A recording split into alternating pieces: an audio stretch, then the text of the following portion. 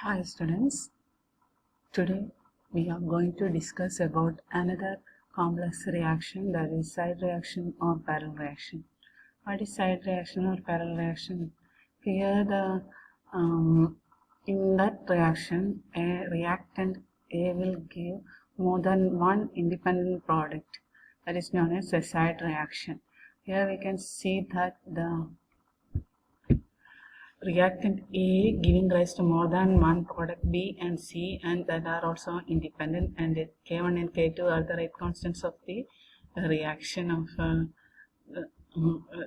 rate constant of the reaction.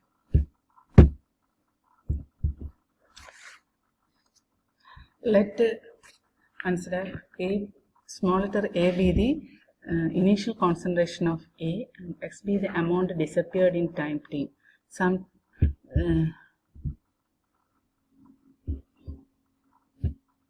time t, partly as B and partially as C. It will convert into partially as B and as C.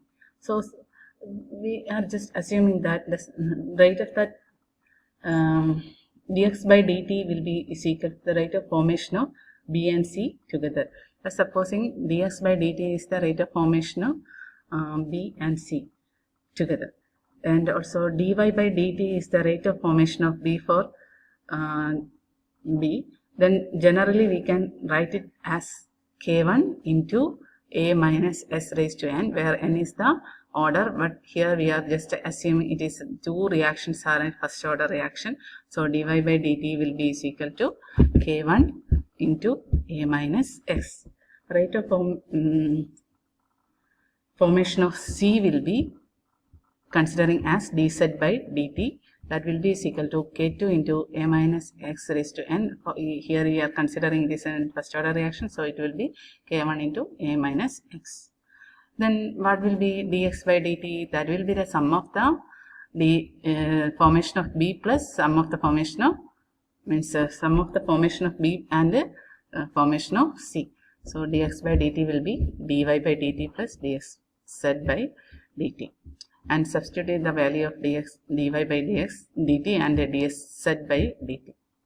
We will at last we will get dx by A minus X is equal to K1 plus K2 into dt.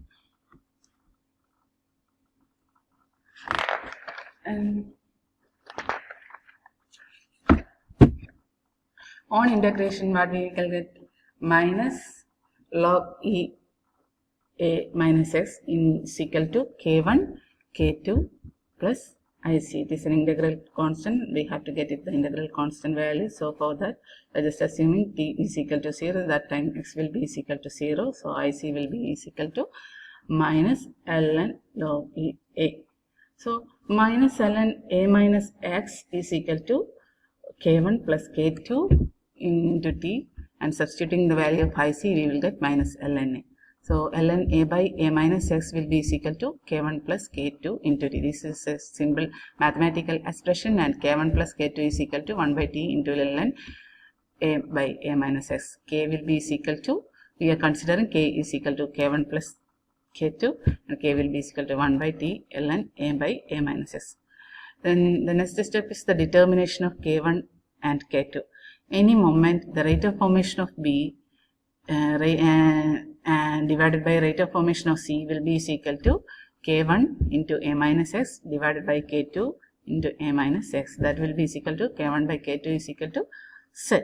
But the ratio of the rates is same as the amount of B and C at any state.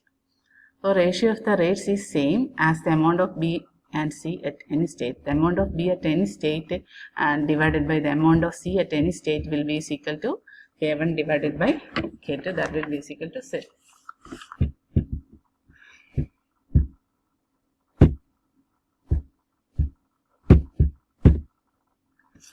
Estimation of B and C at any suitable state, say end of the reaction, would give the value of Z. Thus K and Z are both experimentally measured. Estimation of B and C at any suitable state, say at the end of the reaction, would give the value of Z. At any suitable state, we are finding out the estimation of B. We are just estimate the B and C. So we will get the value of Z. Then K1 by K2 will be is equal to Z. That value we will get.